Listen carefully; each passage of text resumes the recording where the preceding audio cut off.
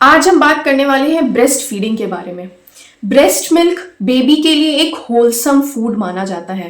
Wholesome food होने का मतलब क्या है? उसमें सभी तरीके के न्यूट्रिशन, जरूरी पोषक तत्व सारे प्रेजेंट हैं जो कि एक न्यू बॉर्न बेबी को अपने अर्ली डेज में सरवाइव करने में मदद करेंगे और उसे वो इम्यूनिटी प्रोवाइड करेंगे जो कोई भी और फूड प्रोवाइड नहीं कर सकता। तो that is called as wholesome food for baby. दूसरी चीज, एक बेबी को एक केयरिंग एटीट्यूड मेंटेन करने में मदद करेगा ब्रेस्ट मिल्क। किस प्रकार मदद करेगा? क्योंकि ब्रेस्ट फीडिंग करवाने से मदर और बेबी के बीच में एक बॉन्ड क्रिएट होता है जो कि एक इमोशनल बॉन्ड है। और इसी वजह से यूनिसेफ और डब्ल्यूएचओ ने एक्सक्लूसिव ब्रेस्ट फीडिंग के बारे में बताया है। एक्सक्लूसिव ब्रेस्ट फीडिंग का मतलब कि 6 महीने तक, बच्चे के पैदा होने से 6 महीने तक बच्चा एक्सक्लूसिव ब्रेस्ट फीडिंग करेगा, सिर्फ माँ का दूध पिएगा, उसके अलावा कोई भी चीज बाहरी रूप से नहीं लेगा। नेक्स्ट हम बात करने वाले हैं फिजियोलॉजी ऑफ लैक्टेशन के बारे में। फिजियोलॉजी ऑफ लैक्टेशन में हम ये देखेंगे कि जो ब्रेस्ट मिल्क है वो ह्यूमन बॉडी से कैसे सेक्रीट कर रहा है। ब्रेस्ट मिल्क ह्यूमन बॉडी से 2 तरीके से सेक्रीट करता है। इसमें 2 चीजों का रोल होता है। सबसे पहला रोल होता है हमारा हार्मोन्स का, दूसरा रोल होता है हमारा रिफ्लेक्सेस का। तो हार्मोन्स और रिफ्लेक्सेस एक दूसरे से इंटरेक्ट करते हैं और ग्लैंडुलर टिश्यूज से हमारा ब्रेस्ट मिल्क रिलीज होता है। तो that is called as physiology of lactation.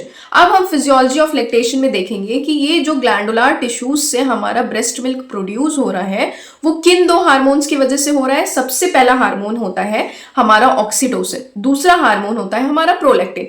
यही 2 हार्मोन जो है वो कंबाइन इफेक्ट में काम करते हैं और ब्रेस्ट मिल्क हमारा रिलीज होता है। सबसे पहला रिफ्लेक्सेस की बात करें तो सबसे पहली चीज आती है that is called as prolactin reflex, और इसको हम कह सकते हैं milk secretion reflex. Milk secretion reflex का मतलब होता है कि मिल्क कैसे सेक्रीट हो रहा है, हमारे ब्रेन में किस तरीके से इंफॉर्मेशन पहुंच रही है। तो मैंने बात किया प्रोलैक्टिन हार्मोन के बारे में। प्रोलैक्टिन हार्मोन कहां से रिलीज हो रहा है? हमारा ब्रेन से रिलीज हो रहा है। ब्रेन के किस पार्ट से रिलीज हो रहा है? एंटीरियर पिट्यूटरी से हमारा प्रोलैक्टिन हार्मोन रिलीज होता है और वो किस पे एक्ट करेगा? वो एल्वियोलार सेल्स पे एक्ट करेगा। एल्वियोलार सेल्स कहां प्रेजेंट है? हमारे ब्रेस्ट के अंदर हमारे एल्वियोलार सेल्स प्रेजेंट है। प्रोलैक्टिन उस पे एक्ट करेगा और जब बेबी निपल्स को सक करेगा तो ये मैसेज जो है वो ब्रेन तक पहुंचेगा। तो जैसे जैसे सकिंग होगी वैसे वैसे वो मैसेज पहुंचेगा और ब्रेन और प्रोलैक्टिन रिलीज करेगा। तो ये जो पैटर्न है वो चलता रहेगा। सकिंग और प्रोलैक्टिन रिलीज होने का जो पैटर्न है वो चलता रहेगा जब तक बेबी सक कर रहा है तब तक प्रोलैक्टिन रिलीज हो रहा है। सो ये पैटर्न जो चल रहा है उसी को हम कहते हैं प्रोलैक्टिन रिफ्लेक्स या कह सकते हैं milk secretion reflex. Next is milk ejection reflex, और इस रिफ्लेक्स को पूरा करने में कौन सा हार्मोन मदद करेगा? तो that is called as oxytocin hormone. Oxytocin hormone किस तरीके से मदद करेगा? मिल्क सेक्रीट हो गया है बट उसको बॉडी से बाहर लाने के लिए कौन सा हार्मोन रिस्पॉन्सिबल है? ऑक्सीटोसिन। ऑक्सीटोसिन इसलिए रिस्पॉन्सिबल है क्योंकि वो ब्रेस्ट टिश्यूज का कॉन्ट्रैक्शन करवाएगा। कॉन्ट्रैक्शन होने की वजह से वो ब्रेस्ट मिल्क हमारे बॉडी से बाहर की ओर इजेक्ट होगा और ये कॉन्ट्रैक्शन या जो ऑक्सीटोसिन है वो ब्रेन के कौन से पार्ट से निकल रहा है? जैसा कि हमने पढ़ा, जो प्रोलैक्टिन था वो एंटीरियर पिट्यूटरी से निकलता था, ऑक्सीटोसिन हमारा पोस्टीरियर पिट्यूटरी से रिलीज होगा और वहां से निकलेगा और वो पोस्टीरियर पिट्यूटरी से निकल के हमारे ब्रेस्ट टिश्यूज को कॉन्ट्रैक्ट करवाएगा और ब्रेस्ट टिश्यूज कॉन्ट्रैक्ट होने की वजह से मिल्क हमारा बाहर की ओर आएगा। और वो मैसेज कैसे जा रहा है? वो मैसेज इस तरीके से जा रहा है क्योंकि जब बेबी सक करेगा निप्पल्स को तो उस सकिंग के दौरान जो वहां पे नर्व एंडिंग्स प्रेजेंट है वो नर्व एंडिंग्स ब्रेन तक मैसेज लेके जाएंगी कि ऑक्सीटोसिन रिलीज करना है। तो ऑक्सीटोसिन रिलीज होगा और मिल्क बाहर की ओर इजेक्ट हो जाएगा। साथ ही साथ ऐसा भी देखा गया है कि जब माँ बेबी को अपने हाथ में ली होती है तो उसके टच से, उसके साइड से, उसके थॉट से, उसके साउंड से, बेबी के थॉट से, बेबी के साइड से, बेबी के टच से, बेबी की स्मेल से, ये सारी चीजों से भी ऑक्सीटोसिन रिलीज होता है। इसी तरीके से ये ऑक्सीटोसिन ही मदद कर रहा है वो इमोशनल बॉन्ड को क्रिएट करने में। तो that is called as oxytocin reflex और it is also called as milk ejection reflex. Next हमारा जो चीज हम इसमें पढ़ने वाले हैं वो है types of breast milk. Types of breast milk का मतलब क्या है कि कितने प्रकार के ब्रेस्ट मिल्क होते हैं। आप सोचेंगे, आपको लगेगा कि ब्रेस्ट मिल्क तो एक ही है, तो उसी ब्रेस्ट मिल्क में बहुत सारे कैटेगरीज है। सबसे पहला है हमारा कोलेस्ट्रम। कोलेस्ट्रम क्या होता है? कोलेस्ट्रम एक ऐसा ब्रेस्ट फीड के दौरान निकलने वाला मिल्क है जो कि फर्स्ट 3 days आफ्टर डिलीवरी निकलता है। बच्चे का डिलीवरी हुआ उसके बाद 3 दिन तक जो मिल्क निकलेगा उसको हम कहेंगे कोलेस्ट्रम। कोलेस्ट्रम जो होगा येलो इन कलर होगा और उसमें सारे एंटीबॉडीज प्रेजेंट होते हैं जो उस बेबी को एक तरीके से अंदरूनी क्षमता प्रोवाइड करेंगे सारे इन्फेक्शन से लड़ने की। प्लस कोलेस्ट्रम में हमारा vitamin A, vitamin D, vitamin E और विटामिन के भी मौजूद होगा, तो that is called as colostrum. Next milk जो है that is called as transitional milk. Transitional milk colostrum के बाद 2 हफ्ते तक रिलीज होने वाला मिल्क होता है और इसमें जो होता है सारा प्रोटीन कंटेंट इसमें कम हो जाता है और फैट और शुगर कंटेंट इसमें बढ़ जाता है, तो that is called as transitional milk. Third बात करते हैं मच्योर मिल्क के बारे में, जो ट्रांजिशनल मिल्क के बाद निकलता है।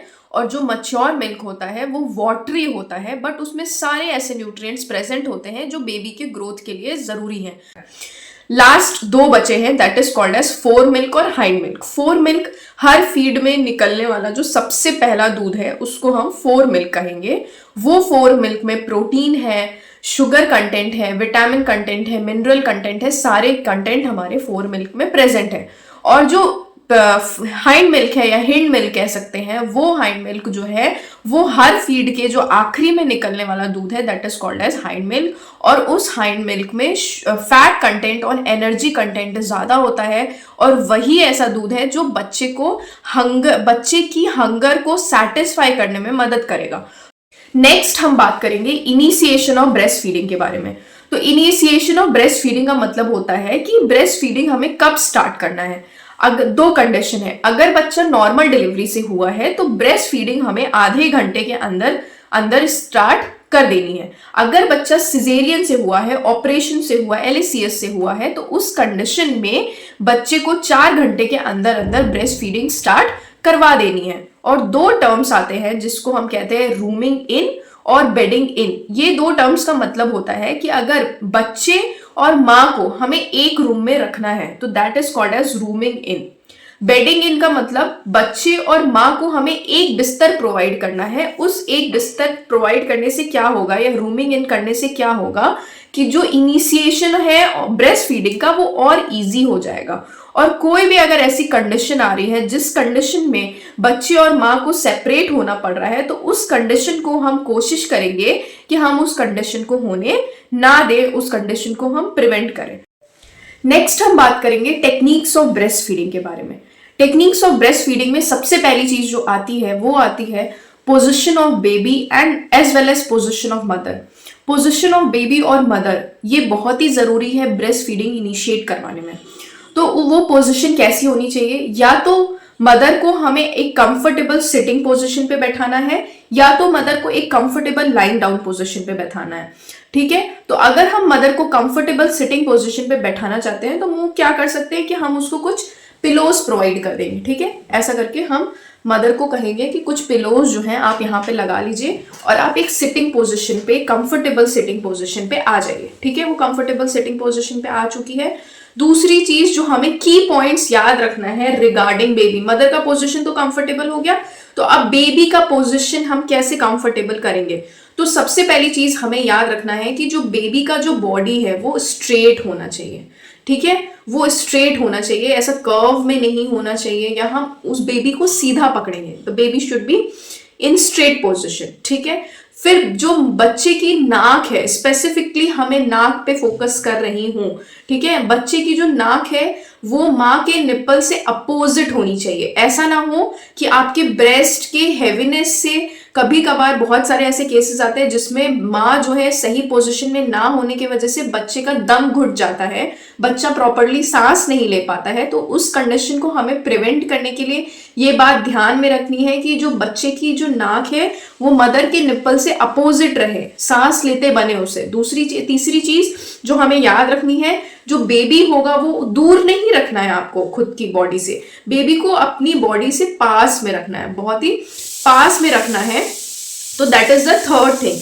चौथी चीज क्या है कि जो बेबी का जो बॉडी है वो फुली सपोर्टेड होना चाहिए। फुली सपोर्टेड मतलब नीचे से उसको सपोर्ट करना है, ये हाथ आपका फ्री रहेगा तो उस हाथ से फिर से बॉडी को सपोर्ट करना है, तो बेबी का जो बॉडी है वो फुली सपोर्टेड होगा। ये कुछ चीजें हैं जो आपको पोजीशन बनाने के दौरान मेंटेन करनी है। ओके, नेक्स्ट हम बात करने वाले हैं attachment of the baby to breast या लैचिंग के बारे में। तो हम जब पोजीशन बनवा लिए उसके बाद हमें क्या करना है, उसके बाद हमें देखना है, दो चीजें देखनी है। देखो, कुछ होते हैं साइंस ऑफ गुड अटैचमेंट। जो बेबी है वो आपकी बॉडी से अटैच पोजीशन पे है, ठीक है, तो वो साइंस ऑफ गुड अटैचमेंट होते हैं कुछ, और साइंस ऑफ बैड अटैचमेंट होते हैं। एक एक करके हम डिस्कस करेंगे। साइंस ऑफ गुड अटैचमेंट में क्या आता है? साइंस ऑफ गुड अटैचमेंट में सबसे पहली चीज जो आपको देखनी है कि जो बेबी का माउथ है वो वाइड ओपन होना चाहिए। वाइड ओपन मतलब पूरी तरीके से अच्छे से बेबी का माउथ खुला होना चाहिए। दूसरी चीज, जो बेबी का जो चिन है वो आपके ब्रेस्ट से टच में होगा। बेबी का जो चिन है वो आपके ब्रेस्ट से टच में होगा। दूसरा हो गया। तीसरे पे हम आएंगे तो जो बेबी, जो आपका निप्पल पोर्शन है उसके अराउंड जो है ब्राउन पोर्शन है उसको हम एरियोला कहते हैं। तो बेबी के माउथ में केवल निप्पल ना हो बल्कि एरियोला पोर्शन भी पूरा कवर होना चाहिए बेबी के माउथ से, तो उसको हम साइन ऑफ गुड अटैचमेंट में डालते हैं। चौथी चीज, जो बेबी का जो माउथ होगा वो हॉलो नहीं होगा, बेबी का माउथ खाली नहीं होना चाहिए, भरा हुआ होना चाहिए, तो that is the science of good attachment. Next हम बात करेंगे साइंस ऑफ पुअर अटैचमेंट के बारे में। तो साइंस ऑफ पुअर अटैचमेंट में क्या चीजें आती हैं? साइंस ऑफ पुअर अटैचमेंट में जब जो बेबी है वो केवल निप्पल एरिया को ही अपने मुंह से पकड़ा हुआ है। दूसरी चीज, जो बेबी का टंग है वो बैकवर्ड डायरेक्शन में मुड़ गया है, जो कि आगे की तरफ होना चाहिए, क्योंकि वो टंग की ही मसल से उस सक करने का कोशिश करेगा, मगर उसकी टंग क्या है वो बैकफॉल हो गई है, पीछे की तरफ रह गई है, वो वहां तक आ नहीं पाई है आगे तक, तो that is also the sign of poor attachment. तीसरी चीज ये है कि अगर पुअर अटैचमेंट रहेगा और अगर ब्रेस्ट फीडिंग कराते दौरान माँ को दर्द हो रहा है तो वो एक इंडिकेशन है कि बच्चा और माँ जो है वो प्रॉपर अटैचमेंट की पोजीशन पे नहीं है, that is also the sign of poor attachment. तो ये कुछ कैटेगरीज हैं साइंस ऑफ पुअर अटैचमेंट और साइंस ऑफ गुड अटैचमेंट की। दूसरी चीज, बच्चा निपल्स की तरफ मुंह ही करेगा क्योंकि उसमें रूटिंग रिफ्लेक्स प्रेजेंट होता है। रूटिंग रिफ्लेक्स का मतलब यही होता है कि बच्चे के मुंह की तरफ अगर कोई भी चीज का सेंसेशन प्रोड्यूस, अगर आप बच्चे के मुंह पे इस तरफ थोड़ा सा टच करने का कोशिश करेंगे तो बच्चा उसी तरफ मुंह फिराएगा। तो जैसे ही आपका निप्पल्स एरिया बच्चे के मुंह के टच में आएगा बच्चा उसी की तरफ ही मुंह फिराएगा। तो इसकी कोई भी परेशानी नहीं है, बट हमें साइंस ऑफ गुड अटैचमेंट को मेंटेन करना है। अगर आप मेरे वीडियो के इस पार्ट तक आए हैं मतलब कि आपने मेरा पूरा वीडियो देखा है। आज हमने ब्रेस्ट फीडिंग के बारे में डिस्कस किया है, ये वीडियो पार्ट 1 होगा। पार्ट 2 में हम advantage and disadvantage of breast feeding के बारे में डिस्कस करेंगे और बहुत सारी चीज़ें जो बची हैं वो हम ब्रेस्ट फीडिंग के बारे में डिस्कस करेंगे। आज के वीडियो में हमने डिस्कस किया कि ब्रेस्ट फीडिंग क्या होता है, फिजियोलॉजी ऑफ ब्रेस्ट फीडिंग क्या होता है, टाइप्स ऑफ ब्रेस्ट मिल्क कौन कौन से होते हैं, इनिशिएट कैसे करना होता है, पोजीशंस कैसे मेंटेन करनी होती है, अटैचमेंट के गुड अटैचमेंट और पुअर अटैचमेंट के क्या क्या साइंस हैं, ये सारी चीज़ें हमने डिस्कस करी हैं और होपफुली ये वीडियो आपके लिए बहुत ही यूजफुल रहेगा। अगर आप इस वीडियो को यहाँ तक देखे हैं तो उसका बहुत बहुत धन्यवाद और मेरे चैनल को ज़रूर सब्सक्राइब करके जाइएगा अगर आप नए हैं तो। Thank you so much.